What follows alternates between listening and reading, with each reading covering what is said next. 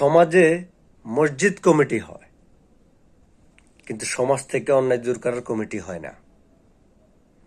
সমাজে ঈদগাহ কমিটি হয়, কিন্তু সমাজ থেকে অন্যায় দূর করার কমিটি হয় না। সমাজে মক্তব কমিটি হয়, কিন্তু সমাজ থেকে অন্যায় দূর করার কমিটি হয় না। সমাজে পঞ্চায়েত কমিটি হয়, কিন্তু সমাজ থেকে অন্যায় দূর করার কমিটি হয় না। সমাজে সমাজ কল্যাণ কমিটি হয়, কিন্তু সমাজ থেকে অন্যায় দূর করার কমিটি হয় না। সমাজে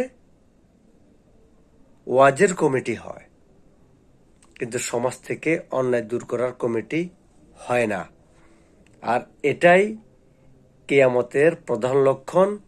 আর যারা এসব কর্মে জড়িত আছেন তারা সবাই অজ্ঞ, অপদার্থ, জ্ঞান পাপী, মূর্খ।